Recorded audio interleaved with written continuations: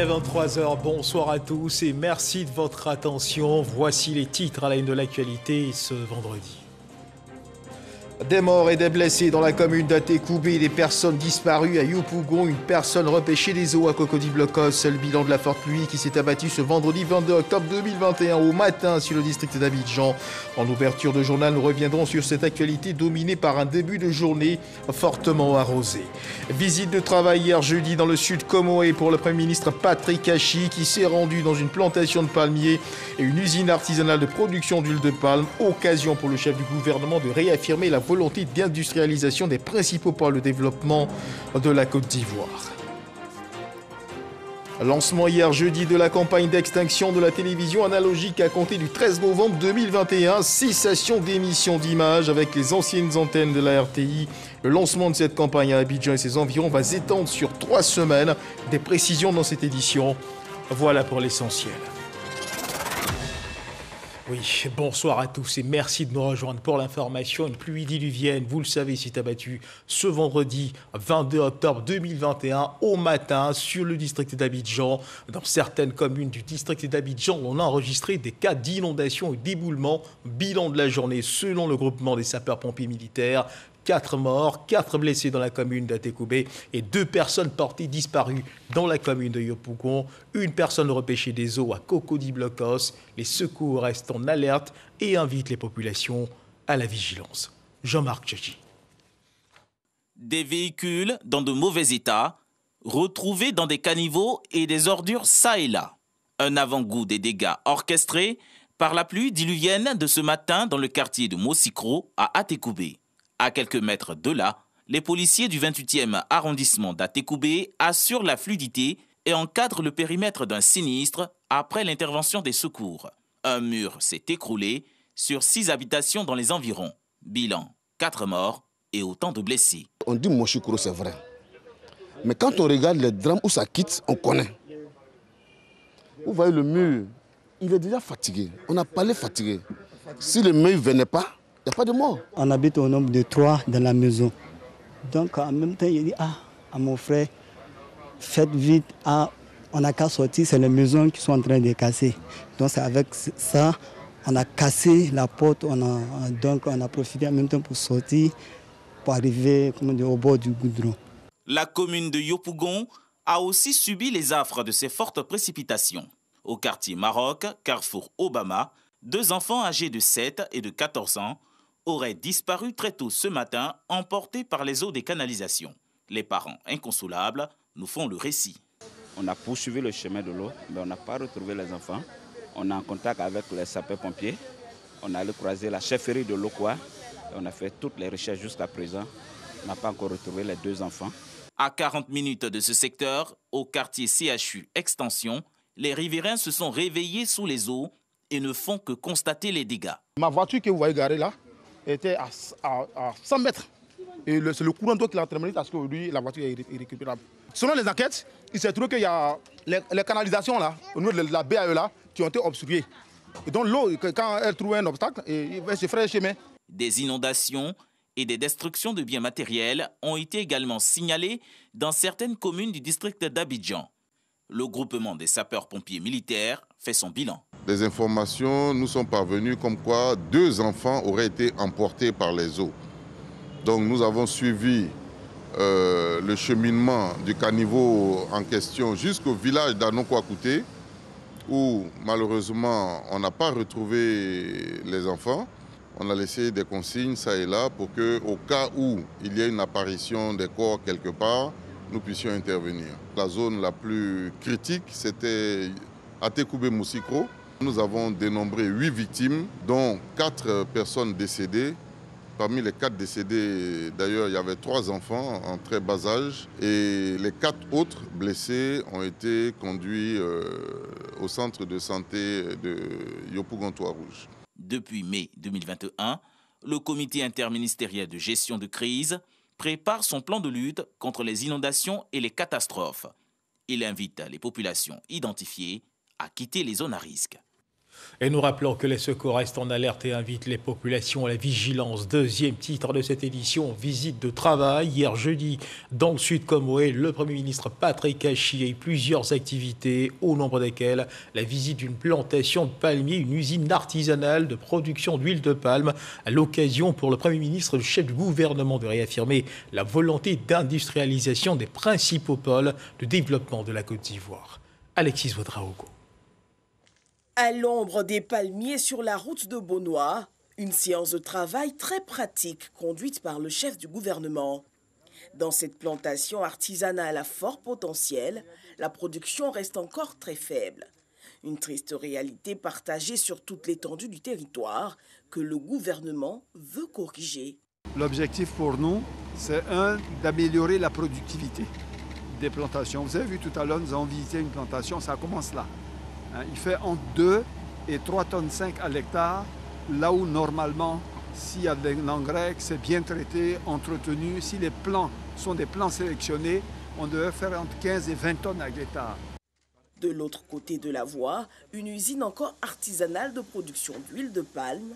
Le Premier ministre met la main à la pâte et suit tout le parcours du régime, du concassage des noix de palme à l'extraction via les cuves du précieux liquide.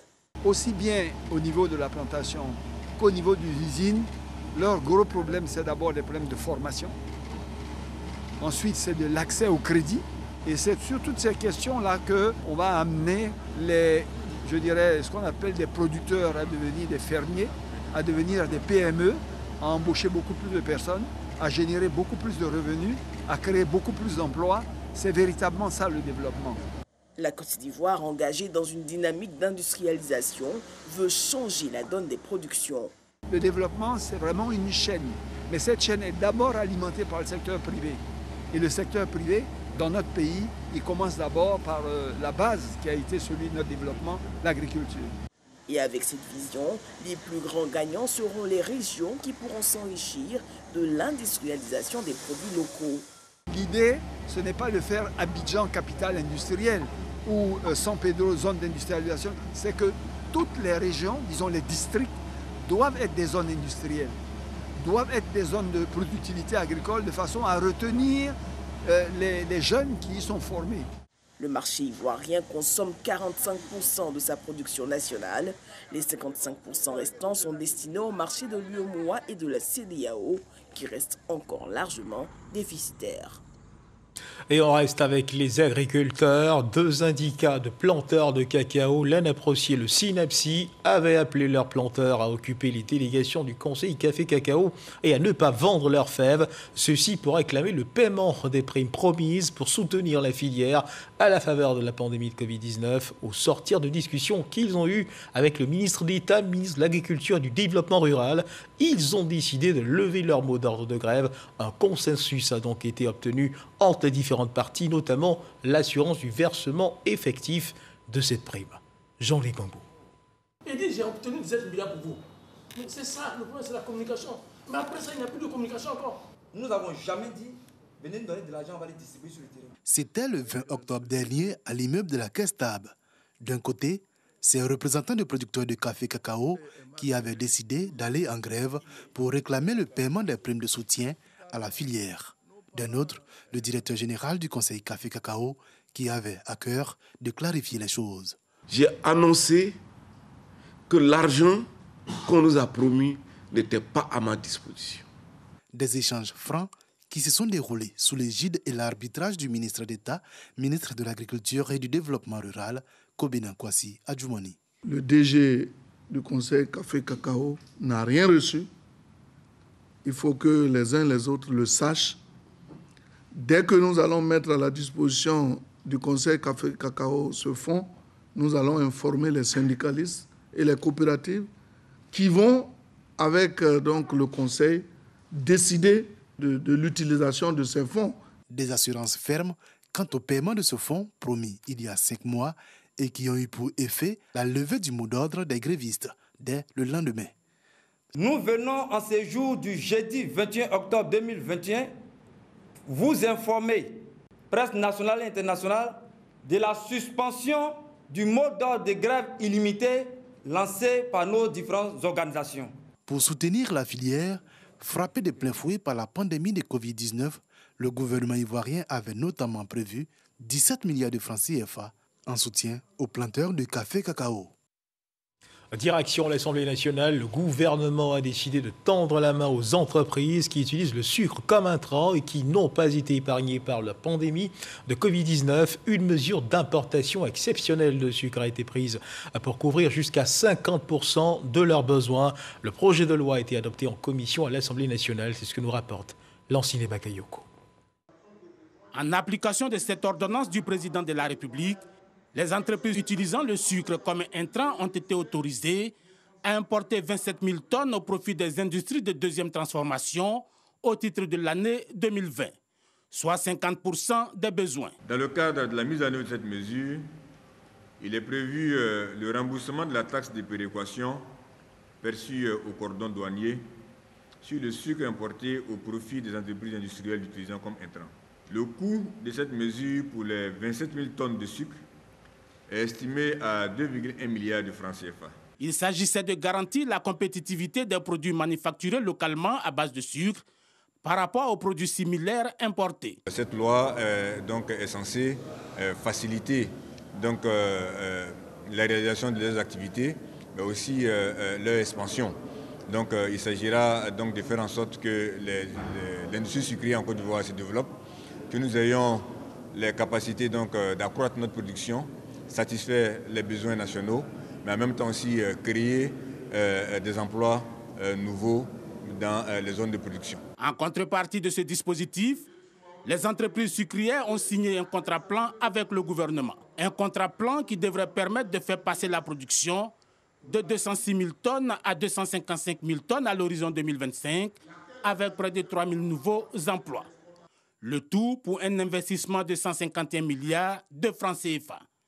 Une initiative qui devrait s'accompagner d'un dispositif antifraude. Les députés membres de la Commission des affaires économiques et financières ont voté le projet de loi à l'unanimité dès présent.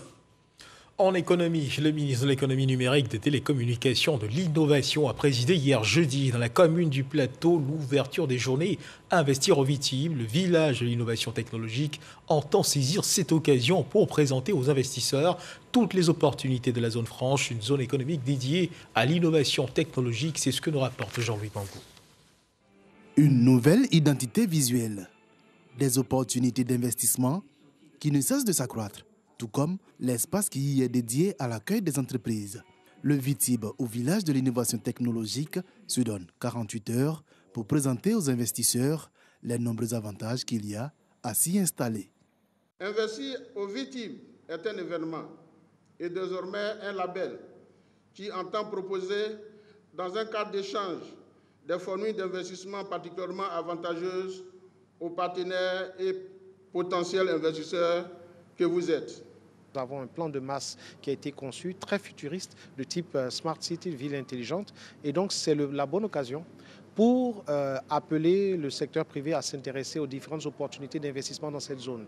Une zone qui est particulièrement bien irriguée en termes d'accès. Nous avons un accès par l'autoroute. Nous aurons ensuite bientôt d'autres accès par le train et par l'autoroute. Destination idéale pour des investissements, pour faire vivre cette ville nouvelle qui sort des terres. Ces journées promotionnelles se déroulent à Abidjan et Grand Bassam, où les investisseurs sont invités à toucher du doigt cette réalité. L'État a fait sa part en viabilisant plus de 180 hectares. Il est important que le secteur privé fasse aussi sa part en saisissant toutes les opportunités d'affaires possibles, et aussi il est important que nous puissions voir sortir de terre des infrastructures bâties au sein de cette zone franche. Ce nouveau souffle insufflé au Vitib est accompagné par plusieurs partenaires financiers, dont la Banque ouest-africaine de développement, BOAD, qui a injecté 13 milliards de francs CFA. Le Vitib aujourd'hui, c'est 70 entreprises installées, 1 millier d'emplois et un hub pharmaceutique. Parlons à présent de la 3e édition des Journées africaines de l'écologie et du changement climatique qui a démarré dans la commune de Cocody. Objectif de ces journées, rassembler tous les acteurs engagés dans la protection et la préservation de l'environnement pour un développement durable des journées placées sous le parrainage du président du Sénat, Aoussou Jeanne Okwadio. Wetiangan, Welden Yogo et Grace Kando. L'utilisation des technologies propres et des modes de consommation viables. Des sujets au cœur des 3e journées africaines de l'écologie et des changements climatiques. Un cadre d'échange sur les bonnes pratiques écologiques. Nos économies sont impactées, notre démographie est grandissante et malheureusement nos ressources s'amenuisent.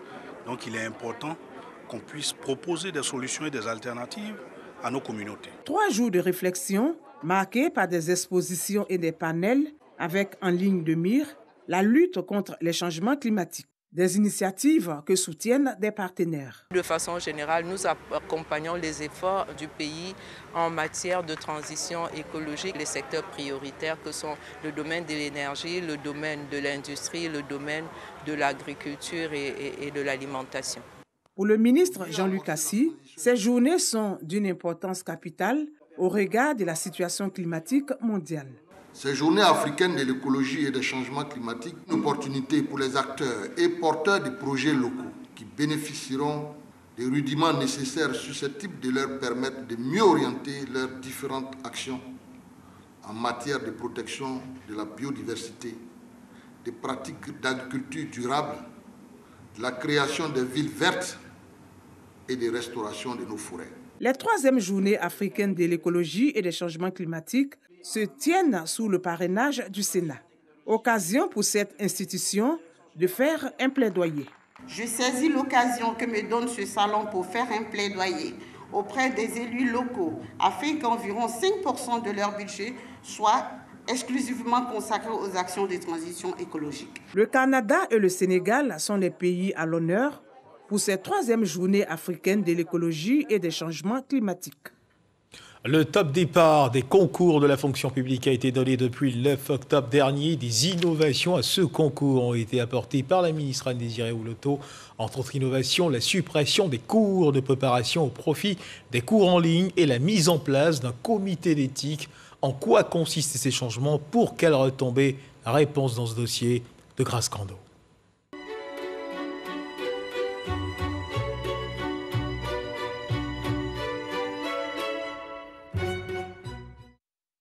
Bondoukou, ville située au nord-est de la Côte d'Ivoire, fait partie des 3 nouvelles localités retenues pour les concours administratifs de la fonction publique session 2021. Un choix qui fait partie des innovations apportées dans l'organisation des concours sous l'ère Anne Oloto à la tête du ministère de la fonction publique depuis avril dernier. Bondoukou, mais aussi Mans et San Pedro, comme villes abritant les concours de la fonction publique, ce qui porte à 10 le nombre de villes retenues pour les compositions. En plus de ces localités, Abidjan, Abengourou, Bouaké, Daloa, Gagnoa, Korogo et Yamoussoukro.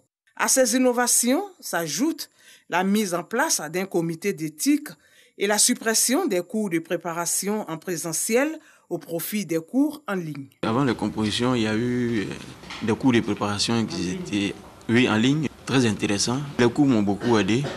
C'est bien d'apprendre toujours. C'était ma première fois de suivre les cours en ligne. C'était bien quand même. Merci à ceux qui ont fait ça parce que tout le monde n'a pas le temps d'aller faire les cours avec les différents professeurs. L'innovation touche également le volet sanitaire. Cette année, ce sont uniquement les candidats déclarés admis qui seront soumis à la visite médicale. Le gouvernement avait déjà pris cette mesure depuis le mois de juillet 2021 en décidant qu'à compter de cette année, seuls les candidats admis seront présentés donc à la visite médicale. Dès cette année, un collège de supervision impliquant les directeurs régionaux et les autorités préfectorales a vu le jour en cohérence avec l'esprit de déconcentration voulu par le ministère de la fonction publique. Nous sommes prêts, nous avons des réunions avec les responsables du comité d'organisation et puis avec les autres partenaires. Et donc nous jouons notre rôle comme cela nous a été demandé et comme cela a été conçu pour nous. Ce que nous faisons, c'est de nous assurer que tous les dispositifs fonctionnent bien pour donner le meilleur à tous et que le résultat soit celui que nous attendons. Les résultats seront proclamés après chaque session, contrairement aux années antérieures. Toutes les réformes qui ont été initiées contribuent à cette crédibilisation. Cette année, sous l'instruction de Madame le ministre, ce qui va se faire, c'est que lorsqu'une session est terminée, elle fait l'objet donc de corrections et de délibérations puis de résultats. Nous nous sommes attelés cette année à mettre en place tout un dispositif de réforme, de façon à donner la chance au gouvernement d'offrir à la Côte d'Ivoire des concours propres. Pour cette année 2021, il y a 4 sessions, soit une session tous les 15 jours. Le nombre de candidatures retenues est de 115 979, dont 111 829 compositions sur table et 4 150 sur études de dossiers. Ceux qui composent sont répartis dans 75 centres, dont 57 à Abidjan et 18 à l'intérieur du pays. Dans certains centres, des sites ont été aménagés. Des dispositions qui permettent aux candidats nourrices de composer dans la sérénité. La maman, elle est en train de composer. Je lui donne du biberon. J'espère qu'elle a sa main dedans. Dans les différents centres de composition visités, il existe des pôles secrétariats. Ils ont un rôle important dans l'organisation des concours. À la fin de chaque composition, nous faisons le décompte des fiches de copie. Ensuite, nous faisons le décompte des en-têtes. Nous ramassons complètement les sujets restants quand on finit de distribuer aux différents candidats. Et ensuite, nous empaquetons et la gendarmerie se charge de repartir avec ça sur ordre sécuritaire dans un lieu bien indiqué par Madame le ministre. Une fonction publique compétitive, c'est la finalité de toutes ces innovations apportées par la ministre de la fonction publique. Une fonction publique que nous voulons au service des concitoyens à Abidjan et partout en Côte d'Ivoire. C'est de cette fonction publique-là qu'il s'agit. Une nouvelle fonction publique avec de nouveaux agents en mettant l'accent donc sur le mode et la qualité du recrutement de ces agents-là. Je pourrais leur dire qu'il faut d'abord compter sur soi-même. Personne ne viendra les aider. Ce sera vraiment le défi du mérite et de la compétence que nous devons ensemble relever et que les meilleurs gagnent. Le processus d'organisation des concours administratifs a démarré depuis le 21 juin 2021. Quant à la phase des compositions, elle a débuté le 9 octobre et va s'achever le 21 novembre prochain. Concours d'entrée à la fonction publique, les innovations, un sujet signé Grace Canto. Et puis il faut continuer de faire attention. La Covid-19 continue de circuler dans notre pays et assure l'évolution de la maladie en Côte d'Ivoire.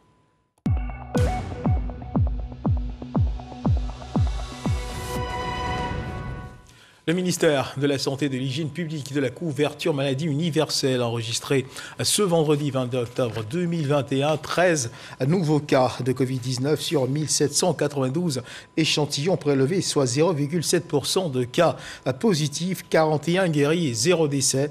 À la date du 22 octobre 2021, la Côte d'Ivoire, notre pays, compte donc 61 152 cas confirmés, dont 59 707 personnes guéries, 689 décès, 757 cas actifs. Le nombre total d'échantillons est de 1 071 307. Le 21 octobre, 24 854 doses de vaccins ont été administrées, soit un total de 3 5 741 doses de vaccins administrés du 1er mars au 21 octobre 2021.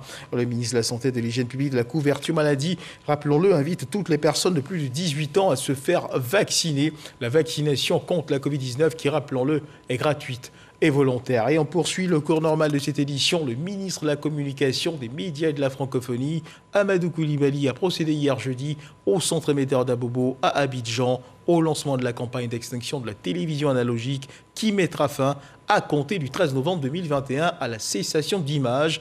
Avec les anciennes antennes RTI, le lancement de cette campagne à Abidjan et ses environs va durer pratiquement 3 semaines afin de permettre aux populations de recevoir la TNT à travers l'acquisition de kits composés d'une antenne, d'un décodeur, avant la date butoir du 13 novembre. Patricia Omouitia. Ce geste du ministre de la Communication qui met en branle la caravane de la Société ivoirienne de télédiffusion IDT entame le lancement de la campagne de la migration totale vers la télévision numérique terrestre TNT. L'arrêt de l'analogie est prévu pour le 13 novembre prochain. À cette date, il n'y aura plus d'images avec les anciennes antennes RTI. Nous avons pu écouler 70 000 kits pour ceux qui ont les anciens postes téléviseurs, 150 000 antennes pour ceux qui ont les nouveaux postes téléviseurs avec décodeurs intégrés. La TNT est venue offrir des emplois indirects aux jeunes que nous sommes. Et je vous assure, moi, en tant que grossiste, on en a pour son compte, quoi. La simplicité et la commodité de la TNT, l'offre enrichie de programmes, meilleure qualité d'image et de son et sa gratuité sont des éléments qui expliquent l'aboutissement de ce projet. Dans les circonstances normales, le décodeur, vous le trouvez à 25 000 francs. Donc l'État a fait cet effort en exonérant de droits de taxes TVA et de douane l'entrée de tout ce matériel sur le territoire ivoirien. C'est pourquoi on est arrivé à pratiquer le chiffre de 10 000 francs pour le décodeur et 6 000 francs l'antenne de base. Le ministre de la Communication a salué le dévouement du directeur de IDT et son équipe face à cette situation. Le chef de l'État, Alassane Ouattara, est déterminé à respecter la date du 13 novembre 2021 qui, selon la loi, marque la fin de la diffusion analogique de la télévision. Aujourd'hui, avec la campagne d'extinction de la télévision analogique dans le Grand Abidjan, qui débute par la diffusion d'une bande qui apparaît sur les écrans qui reçoivent encore l'analogique, débute donc le passage définitif à la TNT dans cette région du pays. Et c'est quasiment tout le pays qui aura basculé à la TNT lorsque nous arriverons à l'échéance du 13 novembre. Félicité par le ministre de la Communication pour son prix d'excellence, Amadou Koulibaly a offert à la Société ivoirienne de télédiffusion 20 motos et 11 véhicules de terrain.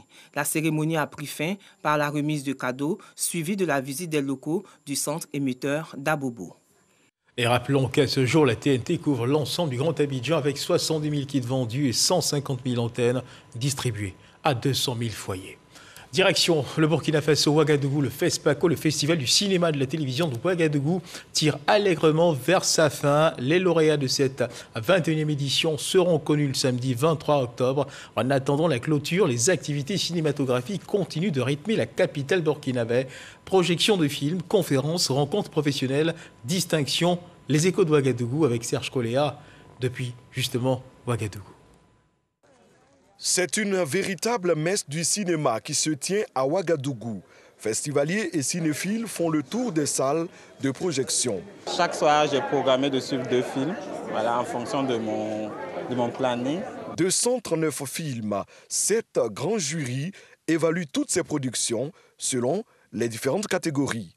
Cette année, Abderrahmane Sissako, le cinéaste mauritanien, vainqueur de l'Étalon d'or en 2003 et aussi lauréat du César en 2015 avec Timbuktu, préside le jury de la sélection officielle. Les films viennent de différents pays, différents genres, faits par des hommes aussi bien que des femmes. Donc il y a une grande satisfaction de la diversité des films en compétition.